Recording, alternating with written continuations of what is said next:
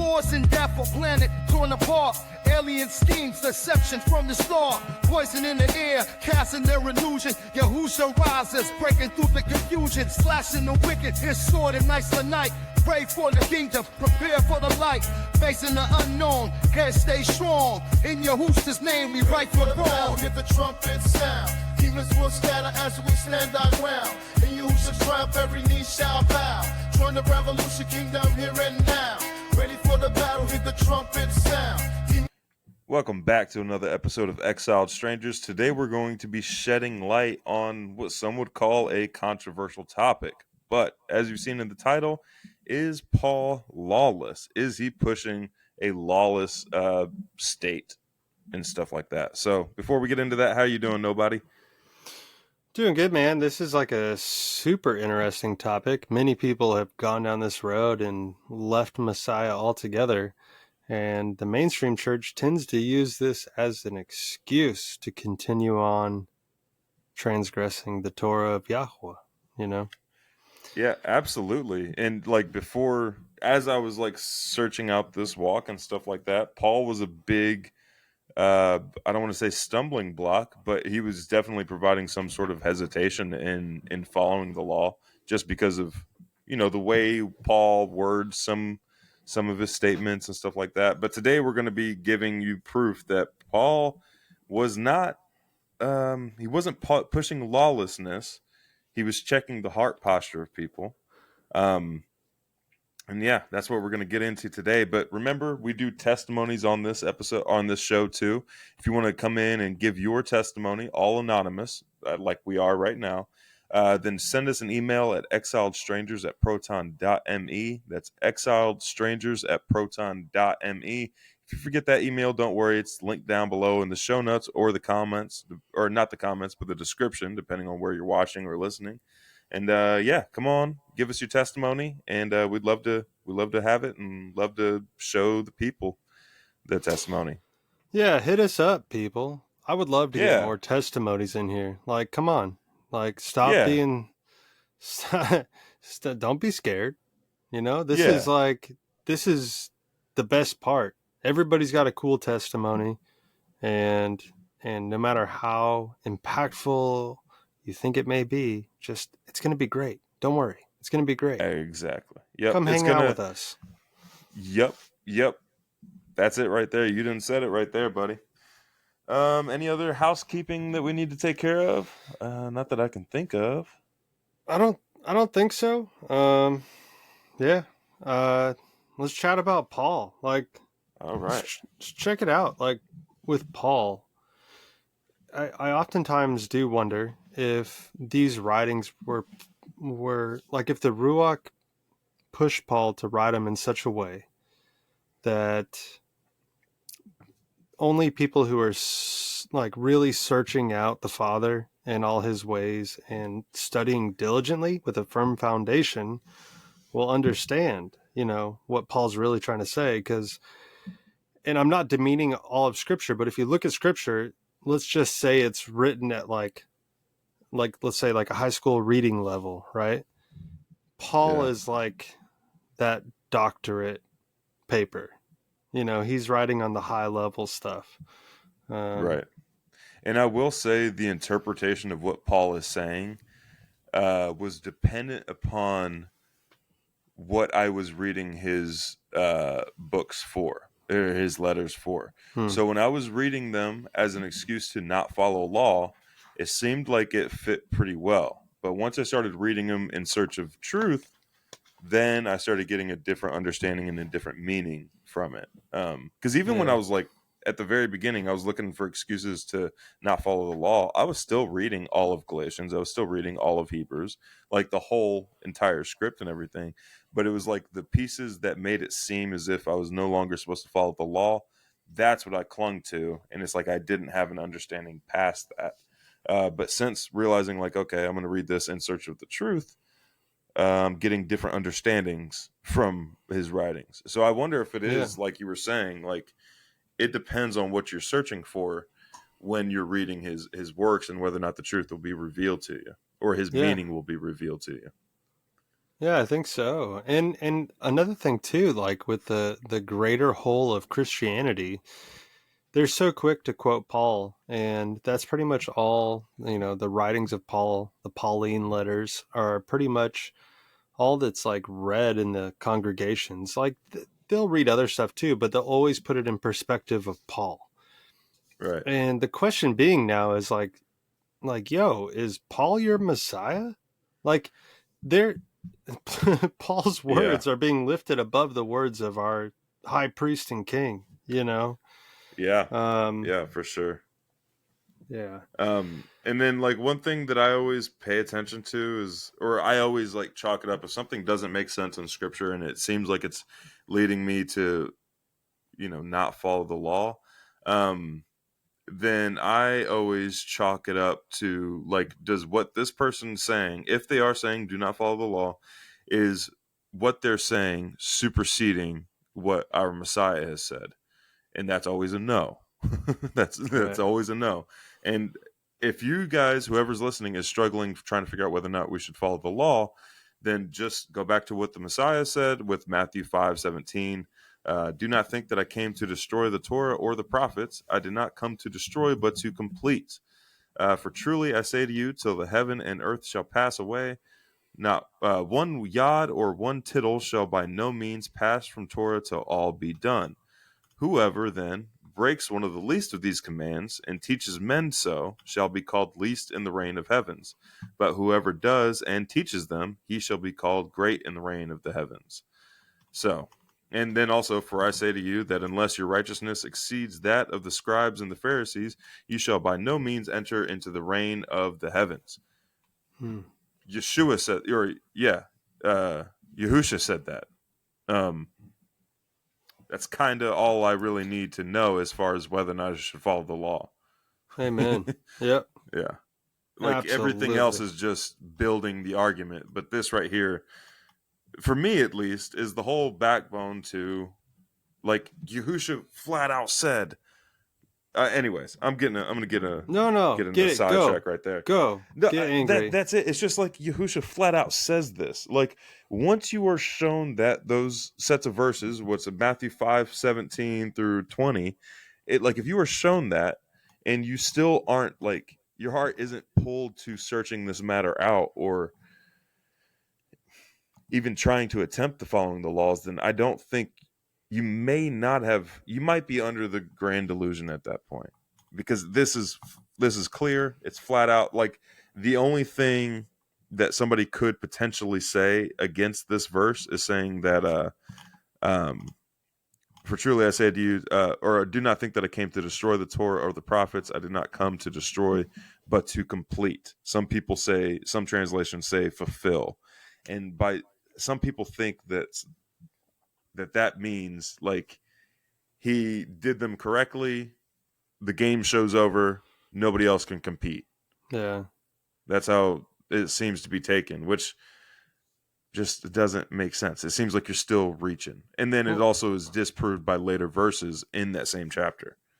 well, and that's when you get into like imputed righteousness, and everybody completely ignores like so many places, but especially Ezekiel 18, where it basically describes like each individual's righteousness and unrighteousness, right?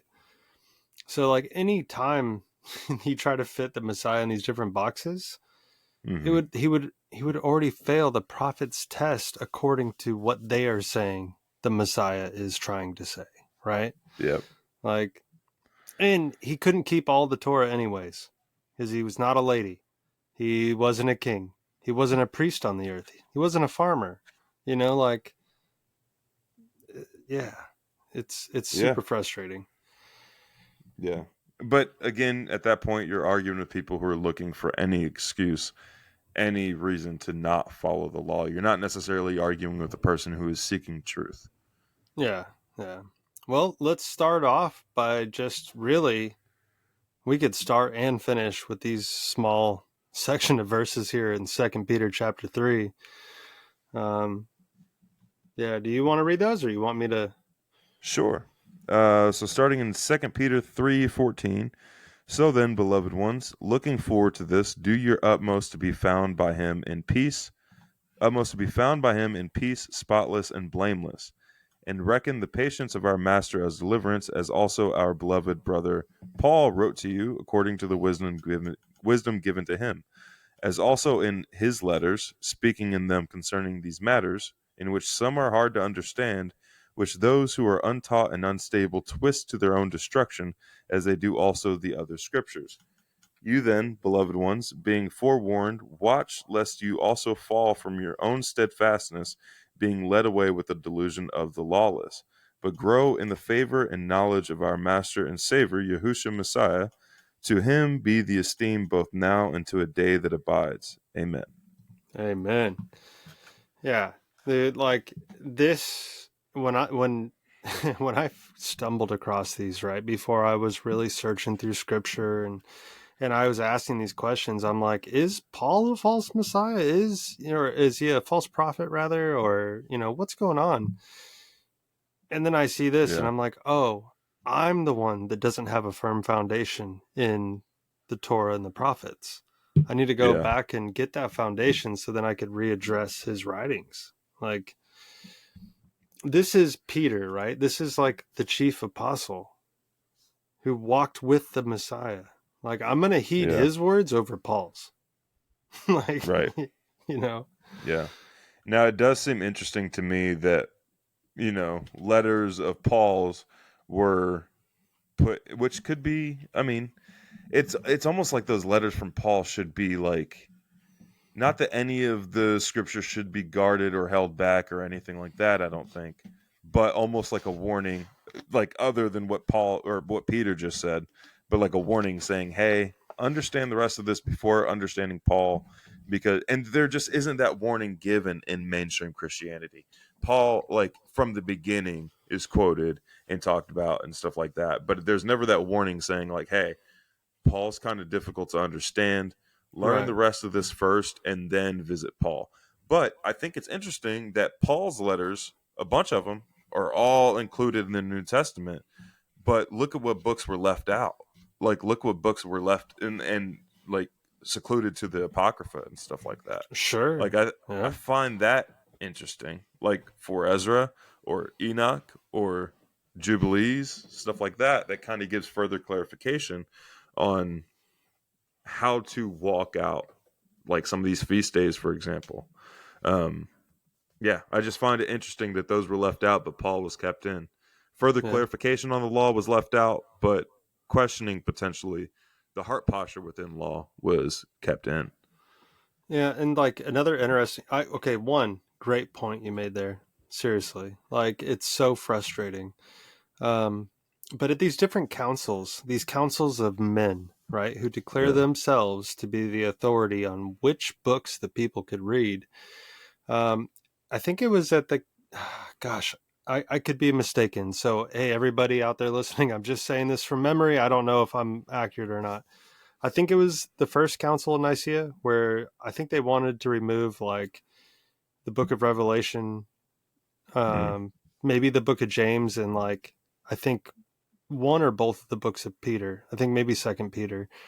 I could be wrong about that, but for sure, like Revelation, it's like, dude, think about that. Think about what they're trying everywhere that has responsibility all over it, Yeah. Yep.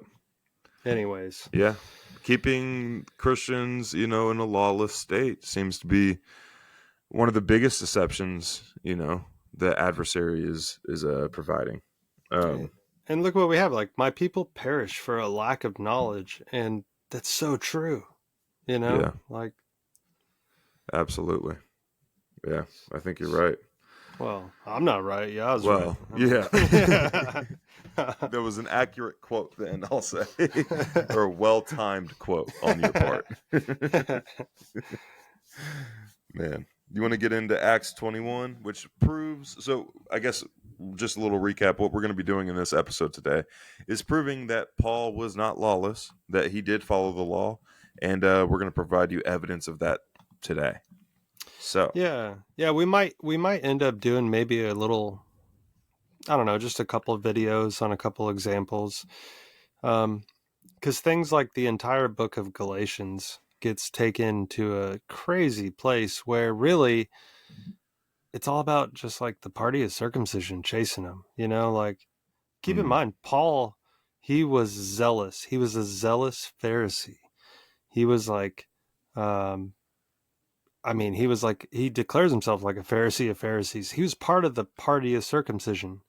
So the freedom that he's experiencing in the Messiah, in the Master, he's released from all of the Torah, the commands held in dogma, right? Like with man-made tradition.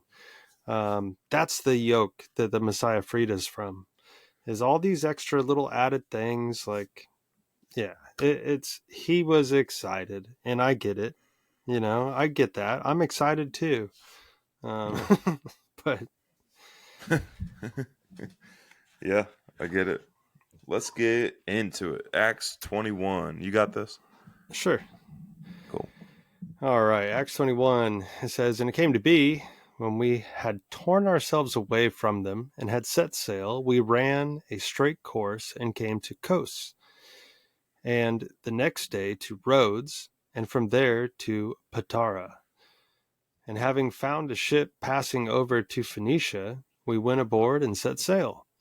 And having sighted Cyprus, and having passed it on the left, we sailed to Syria and landed at Zor, for the ship was to unload her cargo there.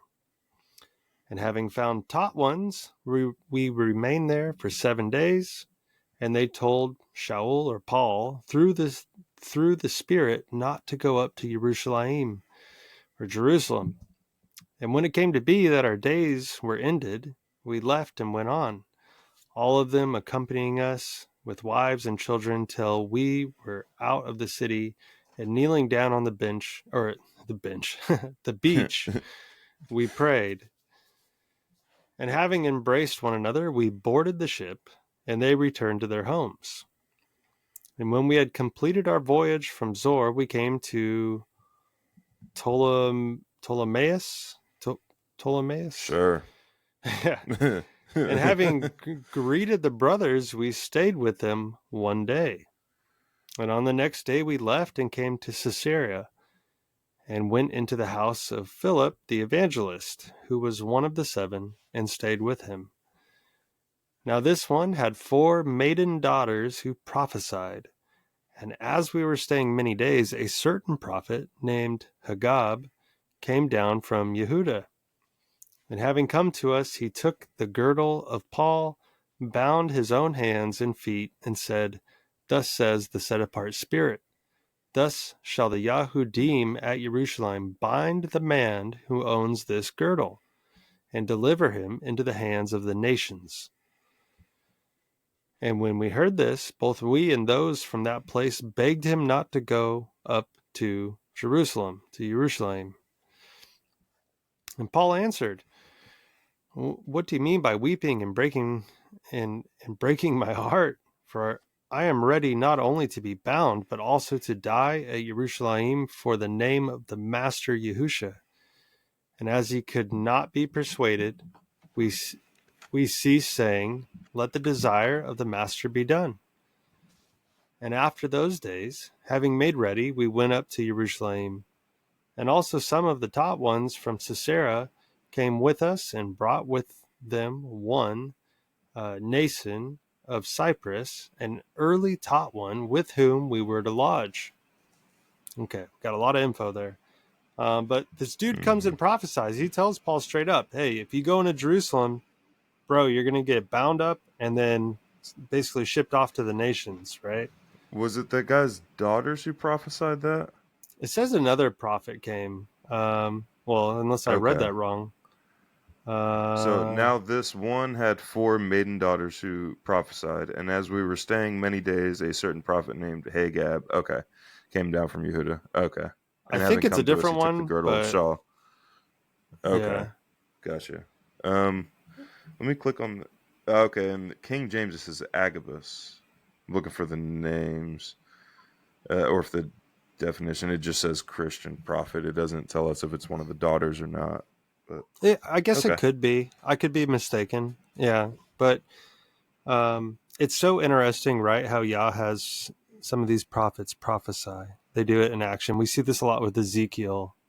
Super cool. Dude, on a quick little side note, this past Torah portion, this past Shabbat, Yeah. well, was it then? I think it was then, where it's talking about the. No, it wasn't. Crap. We were talking about, there was a. Oh, man, I wish I could remember the verse, but we're talking about this one guy was supposed to prophesy over certain things, and then they happened. But it kind of put prophecy in a new light, as if like the event happened, and I could be wrong in my understanding, but it seemed as if like the event happened because the man was obedient and prophesied the way Yah told him to prophesy. Yeah. Well, and we see that with And Jezebel. like the prophecy was the cause of the event, maybe. I don't know. It just put prophecy in a new light for me. Like, it's not just like predicting way in the future events. It could also be like, if you don't act right, bear's going to come eat you from the woods. And then in that moment, if they're not acting right, a bear comes out in the woods type thing. Bro, I cannot wait to talk to Elisha and be like, bro, like, well, I'm like, first of all, I'm going to be like, hey, you look great. You look great. Okay. I'm not going to go up like those kids. I can't believe it. These kids are like bald head. And he calls she bears out that eats 40 youths. Like, see, what? Okay. So the way I can't remember who described it, but they kind of gave context to that whole event. Okay. And whenever they're saying youths, it was more of their behavior, and they kind of referenced that this, like, these group of youths were acting more as like a gang than they were like, 40 kids being ornery and stuff like that. It was more of like, these little hood rats over here causing mayhem and not acting right. It very well could be. I don't know, but like, all I know is that I learned a lesson. Like, I ain't doing any kind of name calling. Nope. Like, yeah. First of all, this is possible. This is a thing. Yeah. And I guess be more cautious with words and all that. Yeah. Yeah. Ooh. Yeah. All right. Especially when it comes to Yah's chosen. Oh, bro. Yeah. 100%. He doesn't mess around. He protects those that are his. Yeah, that's for sure. That's for sure. So all continuing on in Acts. Yep. So, okay. So verse 17, it says, so he's prophesied. He already knows he's going to get bound and shipped off, right? And he's like, I'm ready. I'm ready to be bound. I'm ready to die for the name of Yahusha, the Messiah. So right on, Paul. Right on. And 17, it says, and when we had arrived in Jerusalem, the brothers received us gladly. And on the following day, Paul went in with us to Jacob, and all the elders came. And having greeted them, he was relating by one by one what Elohim had done among the nations through his service. And when they heard it, they praised the master, and they said to him, you see, brother, how many thousands of Yahudim there are who have believed and are zealous for the Torah. They are all zealous for the Torah. They're rejoicing over this zeal for the Torah. Like, already, this is the apostles. Like, woohoo, That's new to me. That's a new thing that stood out to me. Yeah. That verse 20 right there. Yeah, I mean, dude, it's pretty wild. Like, there's all this context that people brush over. I heard some guy talk about this chapter. Sorry, I know we're in the middle of reading it. I forget who it was, and he's like, yeah, Paul acquiesced to the apostles because of their Judaizing, and he was trying to teach them a lesson through this, and he bent a little. And I'm like, what? Where do you get that from, man? Like, yeah, like, okay, if you are trying to bend to the will of the apostles and you don't necessarily agree, you don't do what he's about to do. Like, Yeah. this is the most, he could have just said, like, if he was just bending to their will, he could have just been like, oh, my bad, I'll go clear that up. Yeah. Instead, he does what we're about to read. I don't want to spoil the surprise if it is a surprise before you know the time and everything. I want the scripture Yeah. to reveal Like, that. dude, it's wild. People make up all kinds of crap.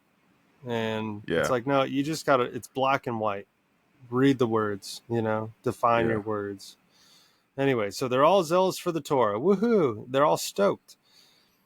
It says, but they have been informed about you that you teach all the Yahudim who are among the nations to forsake Moshe or Moses, saying not to circumcise the children nor to walk according to the practices.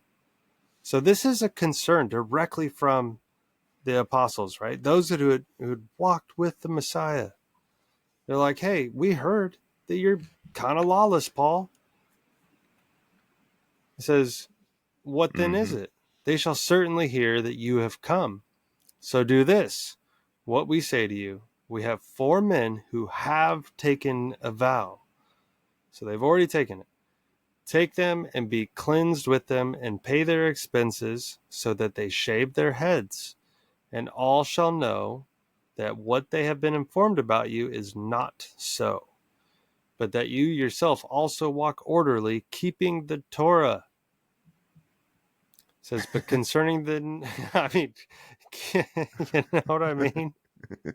Dude, you Yeah. can't, like, I'm not trying to mock people and stuff, but kind of, like it says it here, like so many times. Yeah. See, okay, just to try to think of it as like the opposing argument in translations outside of the scriptures, they're probably going to hear it referred to as the law. Right, Um, right. and it's not capitalized law, it's just lowercase law. A lot of people are going to think that, a lot of people just don't have the definition for law. Just, I know I'm kind of putting you on the spot, but do you know of a verse itself that uh, defines what the law is? Well, we have a couple. Yeah, I do. We have a couple things that we can look at. First, let's just pop this up. Okay, Mm-hmm. so, gosh, there's a lot here that they just threw in all these different usages of law. Let's just see what it says. Right. And if Anything you guys is are listening and you're not watching, we're using the eSword Bible app, which is fantastic. Highly recommend it. Just letting you guys know that's how we're able to like click on the individual words and find the definitions and a bunch of other information on the words and everything. Yeah, so this is like the Thayer lexicon. It says anything established, anything received by usage, a custom, a law, a command of any law whatsoever, a law or rule producing a state approved by God, Elohim, by the observance of which is approved by God, a precept or injunction, right? A rule of action prescribed by reason. But if we want to define this, right, Torah just means instructions, but even more so. Can you remember where we're at? Verse 24. Yeah, I got you. I'm I got probably it up gonna on mine. forget. I got you. Sure. So Psalms, right? David, a man after Yah's own heart. Where am I at here? I'm all over the place. We could start off here. Psalms 103. He's also a prophet in his own right, And 103:7, right? He says he made known his ways to Moses, his acts to the children of Yashrael. His ways, right? So like the Torah is the Father's behavior. This is how he behaves. If we want to like live in his kingdom and quote unquote, not to like lessen it, but be his roommates, like we better not leave dirty dishes in the sink. You know what I mean? Like we gotta Right. respect his house rules. But Psalm 119, super long and it's wonderful. But specifically, Psalm 119, 142, your righteousness is an everlasting righteousness, and your law or Torah is truth. So when the Messiah says that he's the truth, like, Yeah. he's embodying it. Anyways, all the Torah Yeah, is. sorry to take us on that tangent, but I think it's important to define what law is if they're not reading from a translation like the scriptures. Yeah, and the thing too, so keep in mind this, there's a very big difference between the Torah or instructions from our Heavenly Father, Yahweh, and the law created by Judaism, which is its own religion, of man-made doctrines. They have their whole other list of things. It's all that the Messiah was rebuking them for the whole time, teaching. Yeah. Anyways, it's super frustrating. Just to make it clear, if anybody was wondering, we are not Jewish. No. We are followers of Yahushua Messiah. Yeah. We love the Father. We love the Son. We just want to do what they say. Yep. Like, it's super simple. That's basically it. Yep. We want that blessed hope of the resurrection, and we want to live in the kingdom with them and maybe ride a lion. I don't know.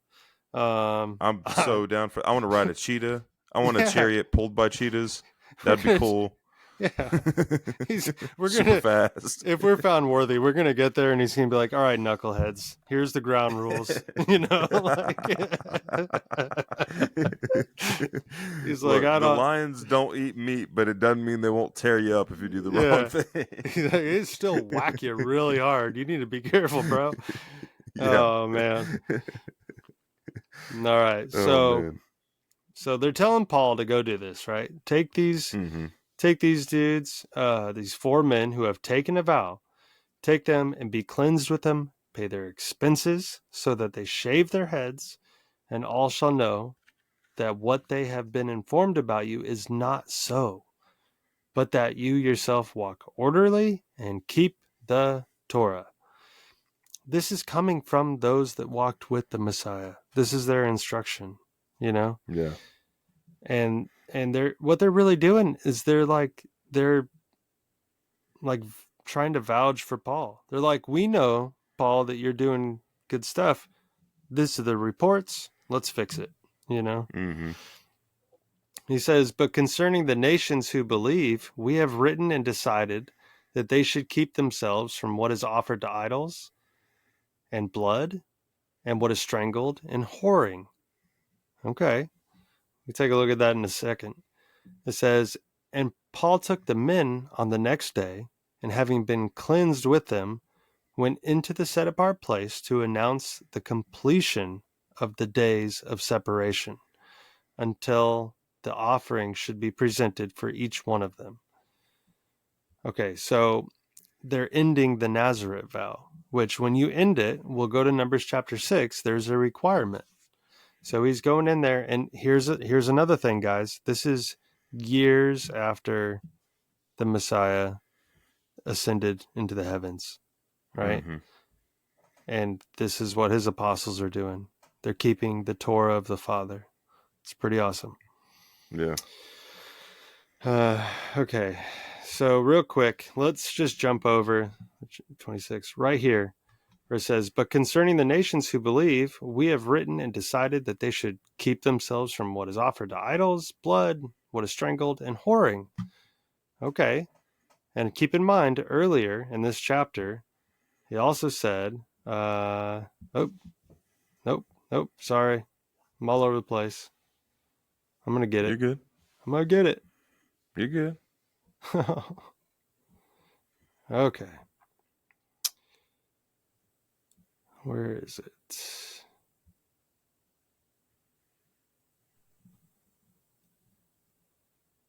Okay, so one of their complaints that they heard about him is that they teach all the Yahudim who are among the nations to forsake the Moshe. It's only called the law of Moses because Moses was the mediator, but it's Yahweh's law. It's Yahweh's Torah, his instructions. Right. Moses just was the middleman, right? He was Yeah. he was a prophet. And they For also some of it. He was the middleman for some of it. right. Because some of it was already known beforehand with the examples of Noah, Abraham, and Melchizedek. Oh, yeah. The offerings, the sacrifices that Cain and Abel made, stuff like that. So some of the law was already kind of known. Yeah. It's just, this is where, like, I guess the fullness of the law is kind of revealed. Would that be accurate to say? Yeah, I mean, and even then, the fullness, I'd say the Messiah gave us, teaching us the right heart posture to carry out these different commands, not checking That's a the block. fantastic point. Yeah, not checking the block, but doing them because our heart is provoked to it. But Yeah. I totally agree. And a great way to prove this is when Moses goes up to Mount Sinai, the priests are at the base of the mountain. The priests, there's already a priesthood. The Levites, they're already there. They're already priests. And this is before all these instructions. So you have to dig, but yeah. Really cool. The Testament of Levi is an amazing. All the Testament of the 12 patriarchs are great. Testament of Levi after Shechem, basically like he's given the priesthood and Jacob like tithes through his son. It's pretty awesome. But anywho, so they say you teach the nations to forsake the Torah or forsake Moshe. It's just the common tongue how they say that. And saying not to circumcise the children and not walk according to the practices. So he's also saying you're teaching people not to circumcise people, right? Clearly the apostles are, they know that this is like a mark of the covenant. This is an outward expression of when you've been walking in the covenant for a while, you do this sign in your flesh. Whereas Galatians, the party of circumcision's like, hey, everybody, just cut your flesh and now you're in covenant. And Paul's like, no. Circumcise your heart first. And then when you're in this walk, then show the sign that you're in this walk, Yeah. Anyways, in Acts 15, I didn't know, I guess we are going to it tonight, bro. Let's do it. Yeah, just because it's directly mentioned. Here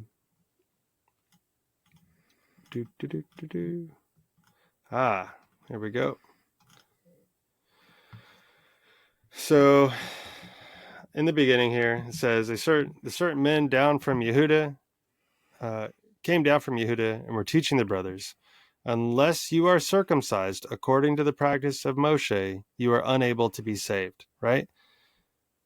And when Paul and Barnabas had no small dissension and dispute with them, they arranged for Paul and Barnabas and certain others of them to go up to Jerusalem to the emissaries and elders about this question. So Paul and Barnabas are like, it says no small dissension and dispute, meaning that they were like enraged. Like they're like, no, they're fighting against them. This is this is the party of circumcision. They're saying be circumcised first and then you're in covenant. Whereas we have the representation or the example from Abraham. He walked with Yah for decades and then was circumcised, Yeah. Anyways, it says, so being sent on their way by the assembly, they passed through Phoenicia and Shamaron, relating the conversation to the nations. And they were causing great joy to all the brothers. And having arrived in Jerusalem, they were received by the assembly and the emissaries and the elders. And they reported all that Elohim had done with them. And some of the believers who belonged to the sect of the Pharisees, this sect is the party of circumcision, rose up, saying, it is necessary to circumcise them and to command them to keep the Torah of Moshe. And the emissaries and the elders came together to look into this matter. And when there had been much dispute, Kepha, or Peter, rose up and said to them, men, brothers, you know that a good while ago Elohim chose among us that by my mouth the nations should hear the word of the good news and believe. And Elohim, who knows the heart, bore witness to them by giving them the set-apart spirit, so also to us, and made no distinction between us and them, cleansing their hearts by belief. This is because Peter gets taught a lesson in Acts chapter 10 about accepting the nations as equals, Anyways, he says, now then, why do you try Elohim by putting a yoke on the neck of the taught ones, which neither our fathers nor we were able to bear? This yoke of incorrect doctrine. It says, but through the favor of our master Yahusha, the Messiah, we trust to be saved in the same way as they. And all the crowd was silent and were listening to Barnabas and Paul declaring how many miracles and wonders Elohim did among the nations through them. And after they were silent, Yaakov answered, saying, men, brothers, listen to me. Shimon has declared how Elohim first visited the nations to take out of them a people for his name. And the words of the prophets agree with us, as it has been written, after this I shall return and rebuild the booth of David, which has fallen down, and I shall rebuild its ruins, and I shall set it up, so that the remnant of mankind shall seek Yahweh, even all the nations on whom my name has been called, says Yahweh, who is doing all of this, who has made this known from of old. Therefore, I judge that we should not trouble those from among the nations who are turning to Elohim, but that we write to them to abstain from the defilements of idols, and from whoring, and from what is strangled, and from blood. For from ancient generations Moshe has, in every city, those proclaiming him, being read in the congregations every Sabbath. All they're saying is like, look, don't put everything on them at once, including this big decision to circumcise when it's foreign to a lot of these people in the nations. Cutting your flesh in that area is a scary thing to think about. Yeah.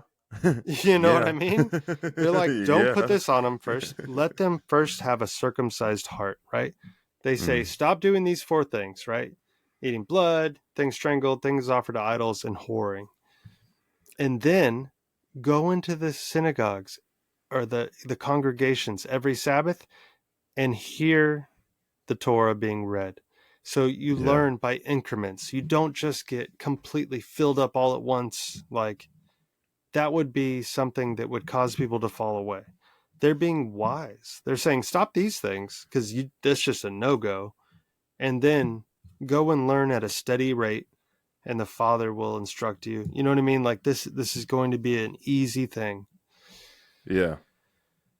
Yeah, and because otherwise it can very easily be overwhelming. Like my very first known introduction to someone who was following Torah, they literally just dumped a bunch of information on me all at once. And I'm like, not entirely sure what you just said. This was a lot. But that's the response once you dump something on somebody all at once. Is that it's just a lot to take in. It definitely is a lot to take in, especially if you have any kind of background within the mainstream church. Like it's almost easier to convince somebody who is like an atheist or agnostic to follow the law than it is to convince somebody who is coming from the mainstream church to follow the law, just because they have however many years or however much experience being told the law was a burden for people before Yeshua or Yahusha. Yeah, absolutely. You looking up? I just I don't think totally. you spelled that right. Circumcision. I didn't. My bad. My bad. You're good. I didn't say I could spell good. We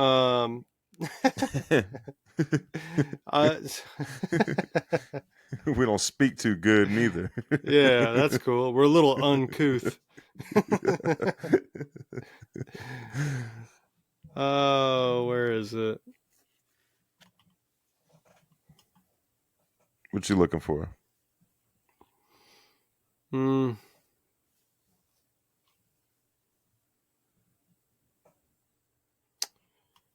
Well, I am not seeing it.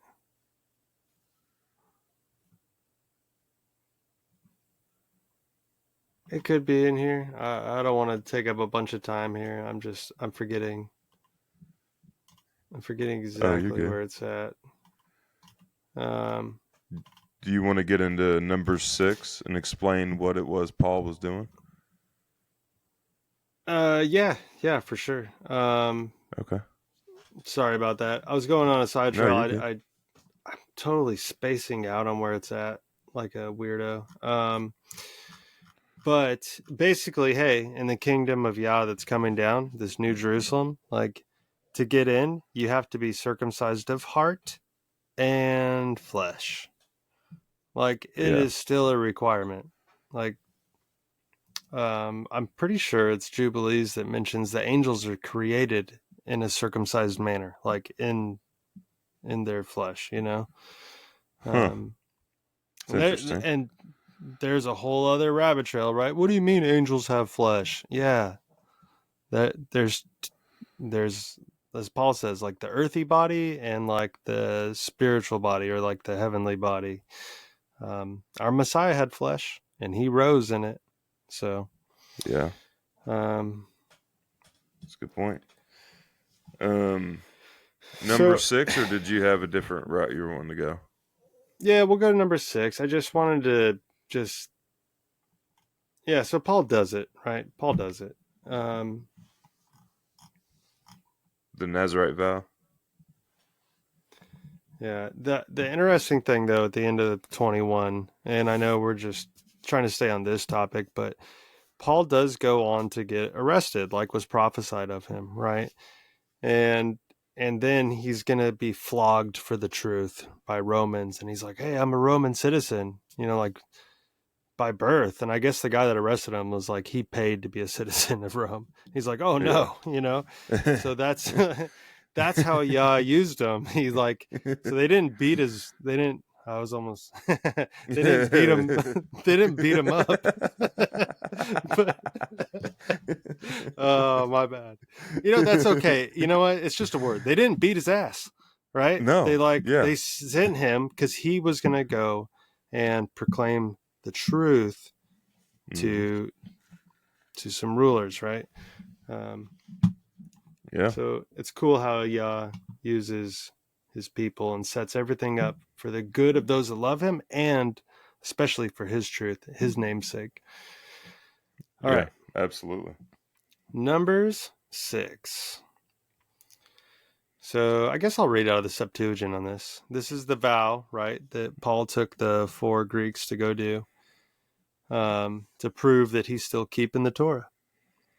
It says, "And Yahweh spoke to Moshe, saying, Speak to the children of Yasharel, and you shall say to them, Whatsoever man or woman shall specially vow a vow to separate oneself with purity to Yahweh, he shall purely abstain from wine and strong drink, and he shall drink no vinegar of wine or vinegar of strong drink, and whatever is made of the grape he shall not drink, neither shall he eat fresh grapes or raisins. All the days of his vow he shall eat none of all the things that come from the vine, wine from the grape, stones from the husk. All the days of his separation a razor shall not come upon his head, until the days be fulfilled which he vowed to Yahweh. He shall be holy, cherishing the long hair of his head."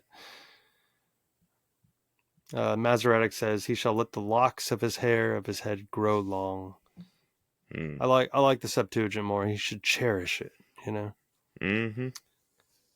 So all the days of his vow to Yahweh, he shall not come near to any dead body, to his father or his mother, or to his brother or to his sister. He shall not defile himself for them when they have died, because the vow of Elohim is upon him on his head. All the days of his vow he shall be set apart to Yahweh. And if anyone should die suddenly by him, immediately the head of his vow shall be defiled, and he shall shave his head in whatever day he shall be purified. On the 7th day he shall be shaved. And on the 8th day he shall bring 2 turtle doves and 2 young pigeons to the priest to the door of the tabernacle of witness. And the priest shall offer one for a sin offering, and the other for a whole burnt offering. And the priest shall make atonement for him in the things wherein he sinned respecting the dead body. And he shall sanctify his head in that day in which he was consecrated to Yahweh, all the days of his vow. And he shall bring a lamb of a year old for a trespass offering, and the former days shall not be reckoned, because the head of his vow was polluted. And this is the law of him that has vowed. In whatever day he shall have fulfilled the days of his vow, he shall himself bring his gift to the doors of the tabernacle of witness. So this is getting into like what Paul had to take the guys to do. Right. And he shall bring his gift to Yahweh, 1 he-lamb of a year old without blemish for a whole burnt offering, 1 ewe lamb. I always say that funny. Ewe. Just like Y-O-U. You. I always want to say ew. 1 ewe lamb. Yeah. 1 ewe lamb of a year old without blemish for a sin offering, and 1 ram without blemish for a peace offering. And a basket of unleavened bread of fine flour, even loaves kneaded with oil, and unleavened cakes anointed with oil, and their meat offering and their drink offering. And the priest shall bring them before Yahweh, and shall offer his sin offering and his whole burnt offering. And he shall offer the ram as a sacrifice of peace offering to Yahweh with a basket of unleavened bread. And the priest shall offer its meat offering and its drink offering. And he that has vowed shall shave the head of his consecration by the doors of the tabernacle of witness, and shall put the hairs on the fire which is under the sacrifice of peace offering. And the priest shall take the sodden shoulder of the ram, and 1 unleavened loaf from the basket, and 1 unleavened cake, and shall put them on the hands of the one that vowed, after he has shaved off his set-apart hair. And the priest shall present them as an offering before Yahweh. It shall be a set-apart portion for the priest beside the breast of the heave offering, and beside the shoulder of the wave offering. And afterwards the one that vowed shall drink wine. This is the law of of those that vow, who shall have vowed to Yahweh his gift to Yahweh concerning his vow, besides what he may be able to afford according to the value of his vow, which he may have vowed according to the law of separation. Okay. All of those mentioned, the he-lamb, the ewe-lamb, the ram, this is what Paul was paying for. Like, think about that. This is after the Messiah rose, and we got some animal sacrifice going on. Yeah. And he was right to do so. The temple was still standing. I mean, now it was a change in priesthood. That's all that changed. A change in who is overseeing the priesthood. You know? Yeah.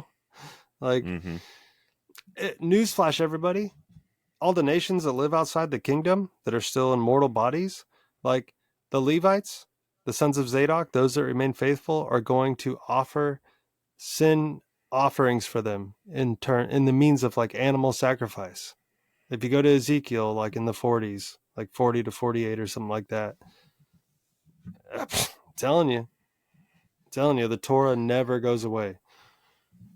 So Numbers 6:19 gave me like an awesome idea.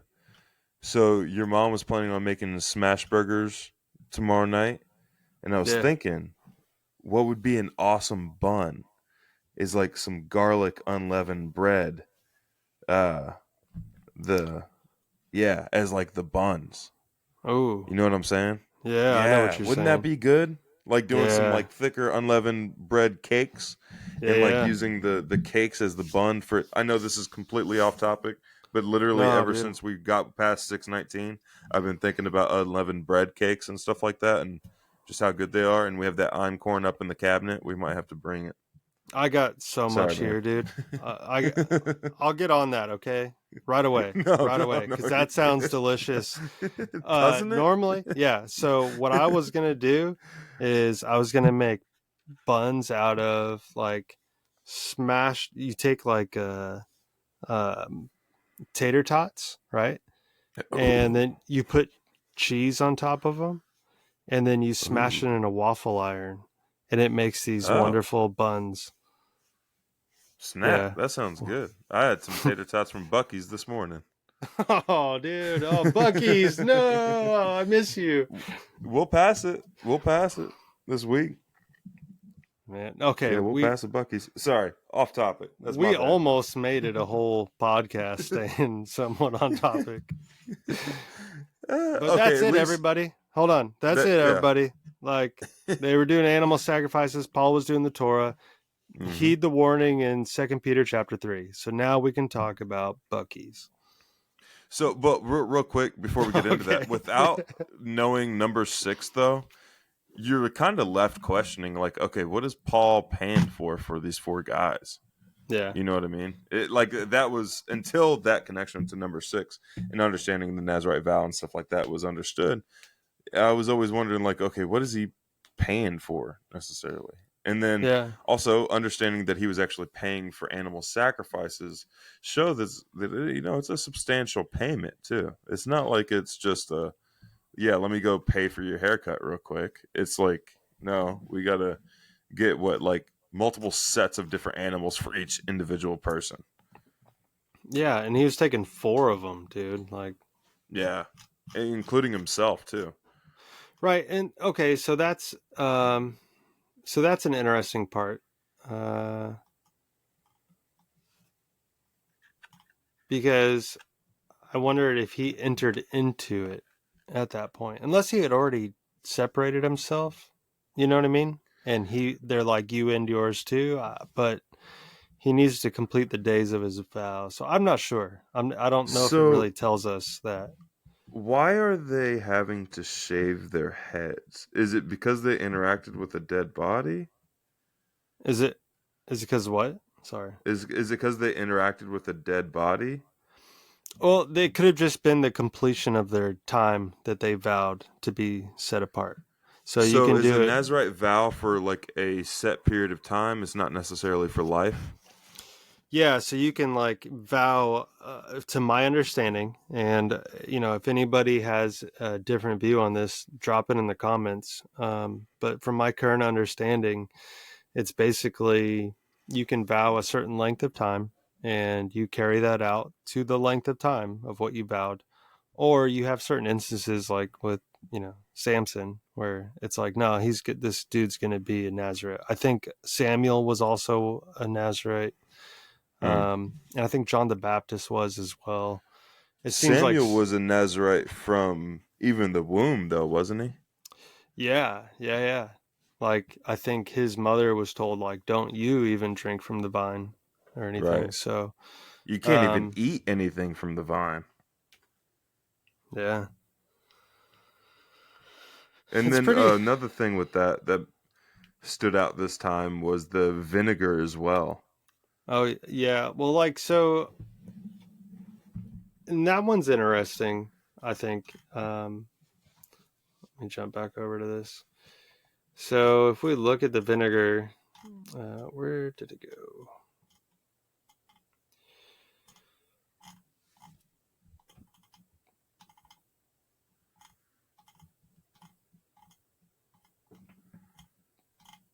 Oh no, I feel the hiccups coming back.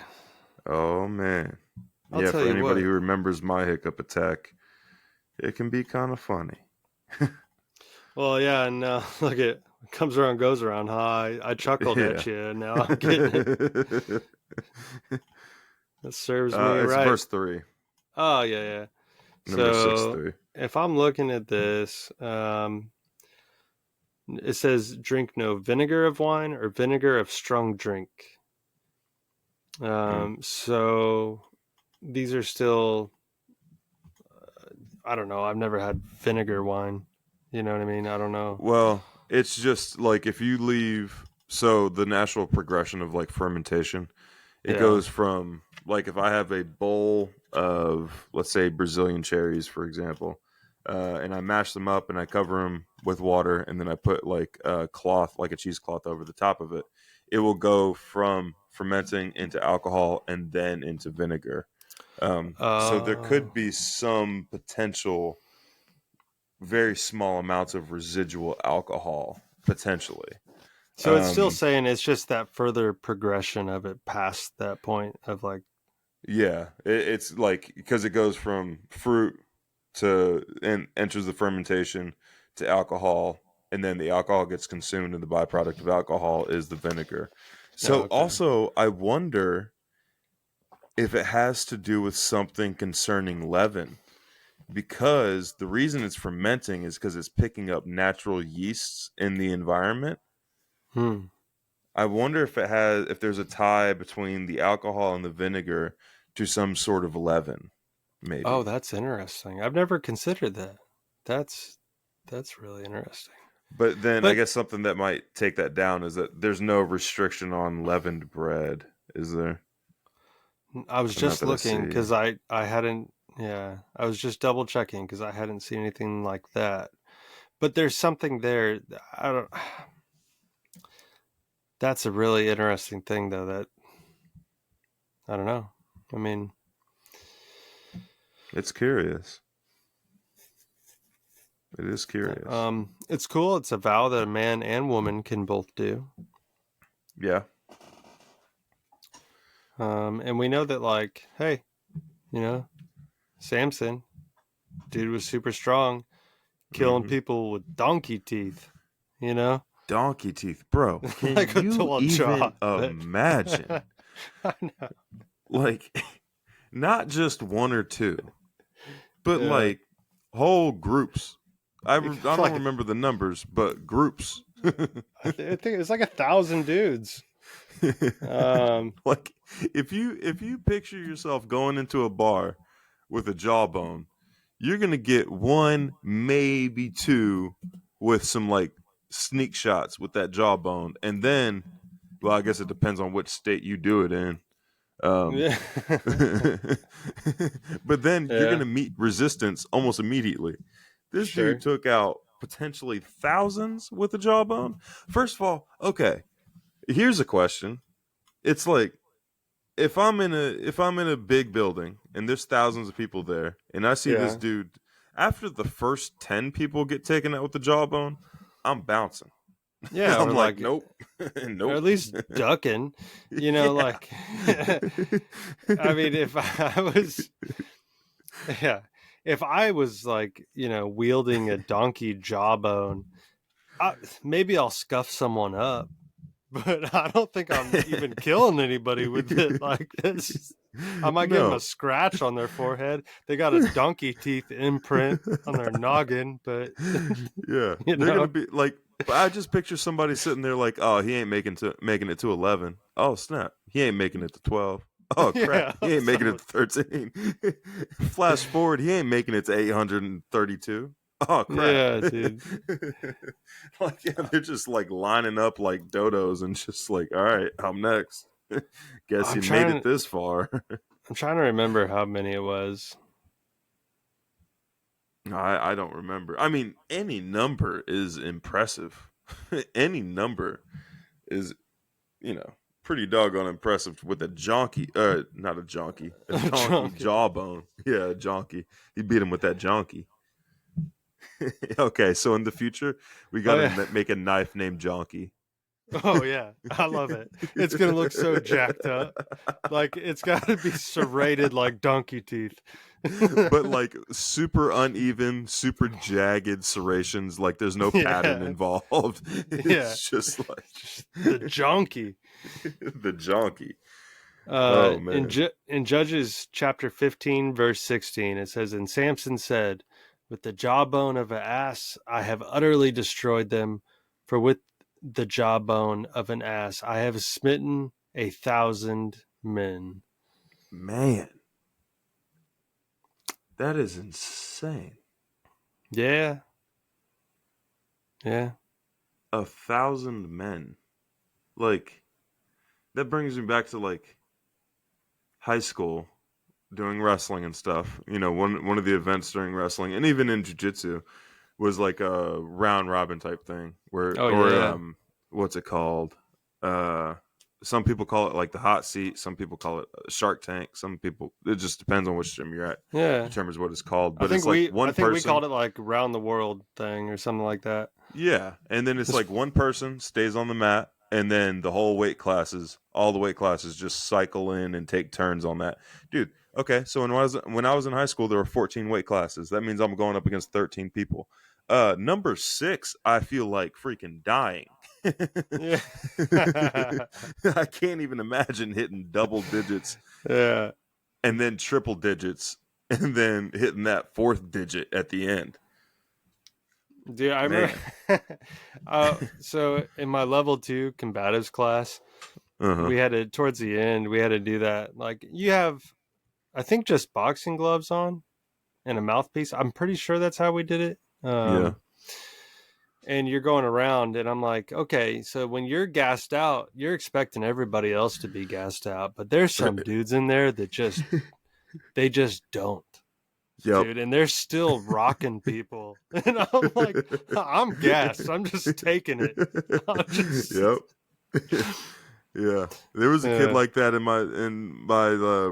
the wrestling team who was like that. It was like, because whenever the beginning of the season, we always had like 2 weeks called Hell Weeks, and that was to get the people who weren't already in shape into shape and closer to their like actual weight class and everything, but also to weed out the weak people.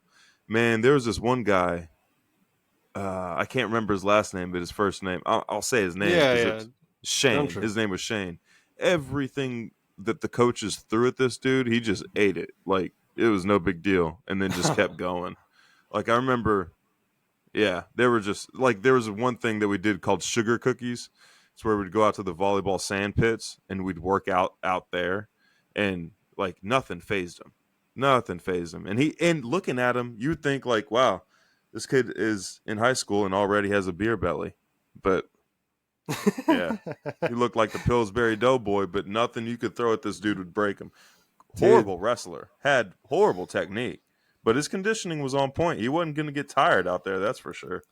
Bro, some people are just built different. Like I had this platoon sergeant. We'd go on these long runs down tank trails and stuff, and like we always knew when he would take us on a run, like we're going on a run, Yeah. But we'd be like, I don't even know how many miles into it, and we're running like these tank trails are sand, for the most part. And like all of a sudden when we're out of sight of like any high ups or anything, this dude's lighting up cigarettes and smoking while he's running. He smokes Marlboro Reds like a cowboy. But he's just not even affected. I'm like, who is this guy? Like we used to, it's just crazy. It's like he doesn't build up just no acids in his muscles. Like he just goes forever. It just all collectively accumulates all one day, like years down the road. Oh gosh, it's the worst cramp ever. Yeah, it feels like he's giving birth. Dude, man. That guy, hey, I can't say his name, but that dude, one of the best mentors I ever had. Really? Yeah. He awesome. always knew all those cool little things. He'd, everybody's standing around, he'd be like, hey, want to learn something? We'd be like, heck yeah, we do. Just, I don't know, just some random cool little trick or, man, let's start a militia. No. No. They get a bad rap for a reason, man. That was a joke, everybody. Yeah. It was a joke. I just wanted to get the reaction. There is nothing well ordered about any of the militias around. Okay. Oh man.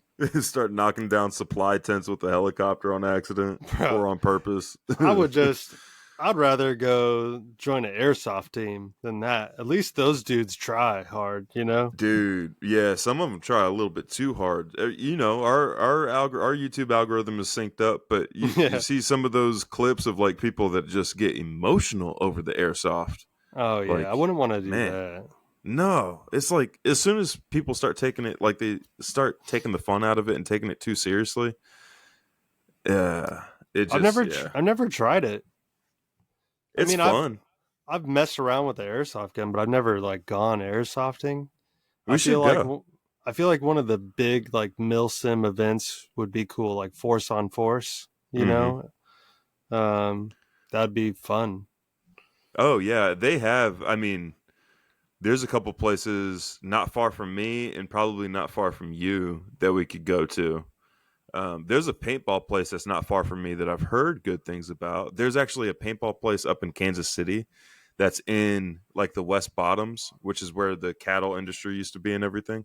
But they have like caves that you do the paintball at. It's called Jaegers, I Whoa, believe. really? Yeah, yeah, dude, it's Oh cool. man. Wait, And what it's did we awesome talk? to. Oh, go Sorry. ahead. No, you're good. No. Finish. Oh, it's awesome to do it in the summer because going in the caves, it's like nice and cool in there, and Oh, yeah, you're not like it's like perfect temperature. I bet But it sounds pretty cool in there too with the paintball guns going off. oh, Makes dude, little. when we do the LARPing event, when we airdrop into the LARPing event, we That's got what to I'm. get foam. We got to get foam donkey jaws. Oh, yes. Okay, that's a great idea. But I was just gonna say, forget airsofting and paintball. We need to just go LARPing. Let's do all Like, of it. yeah, but I mean, really, like LARPing, I feel like is where my heart's at these days. I've never. I mean, for everybody listening, never done it. Always wanted to. I've done it. I grew up like down the road from like it was a permanent structures Renaissance festival. It was like seasonally, but like everything in this Renaissance festival was permanent structures and everything. Um, Actually, they've got one coming up in Dallas not too long from now, not too far Oh from now. dang! It's supposed to be Oh pretty dang! big too. It's over in Waxahachie, I think. Like, But like my first job was at the Renaissance Festival. My first job was pulling a rickshaw at the Renaissance Festival.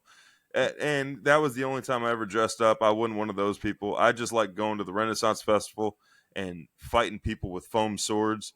And it made it especially fun considering most of the people fighting there with foam swords have no athletic background. yeah. Coordination is a challenge. So I kind of just fun. I just want to go whack people in the noggin with these foam swords. Like, I just want to run through like a madman. My costume won't make any sense at all for the time era that they're doing. I'm going to make up the craziest costume. Same.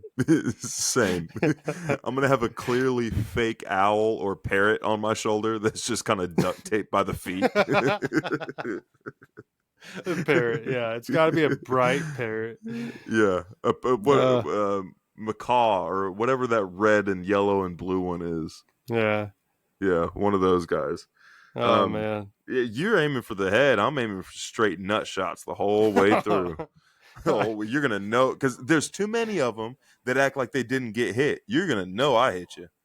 Well, You're going to know okay. it. All right. Well, I wasn't going to go there, but Ain't no cheating going on when I'm playing. I'm like, why is William taking a knee every time he goes to hit someone? What's going on?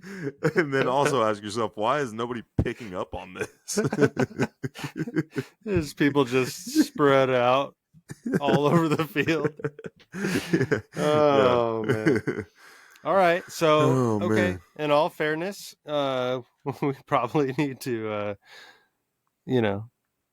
behave when we go to these to a degree, Oh, they started the war. We just showed up, dude. Okay. They started it. All right. Yeah. We just airdropped in out of nowhere. With some junky teeth. We gotta have some like smoke grenades hanging off of us when we airdrop in. Oh man. That'd be Oh so man. great. Our friend needs but to hurry up with that pilot's license. Yeah, but if we're parachuting in, we're gonna get doinked so many times by these little like Nerf arrows. We'll be out before we even get to the bottom. I don't think so. I think fear is just gonna to freeze their bodies, and they're just gonna sit there and wait for the wait for the Okay. hits. They're gonna be so confused.